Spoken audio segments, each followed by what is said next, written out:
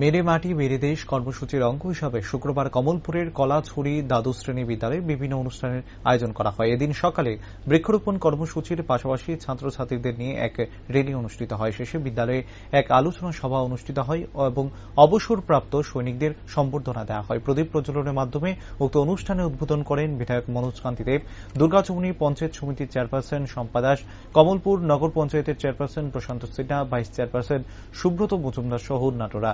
অনুষ্ঠানে বক্তব্য রাখতে গিয়ে বিধায়ক মনোজ কান্তি দেব বলেন, একটি স্বাধীন রাষ্ট্রের জনসাধারণের যে চাহিদাগুলো রয়েছে, অন্ন, বস্ত্র, বাসস্থান সহ জীবনযাত্রার মান উন্নয়ন, সে বিষয়গুলো পূরণে এক বিশেষ ভূমিকা পালন করে চলেছেন দেশের প্রধানমন্ত্রী নরেন্দ্র মোদী।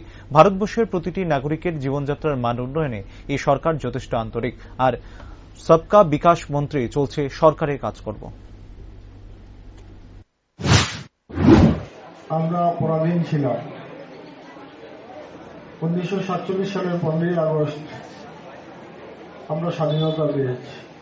বহু আন্দোলন, বহু ত্যাগ, বহু তিতিক্ষা, বহু বলিদান,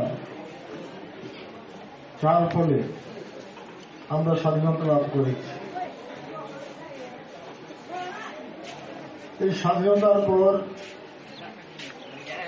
দেশের প্রথম কাজ হচ্ছে দরিদ্র দূরীকরণ।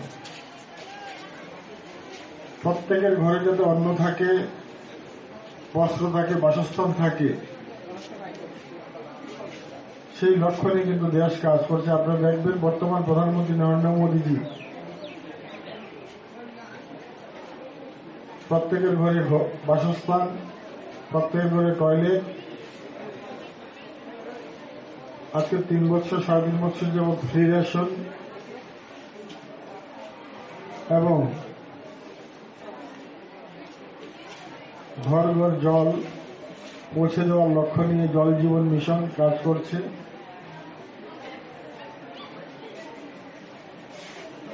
কি পাহাড়, কি সমতল, প্রত্যেকটা জায়গায় পানীয় জল পৌঁছে দেওয়ার লক্ষ্যে মিশন মোডে কাজ করছে।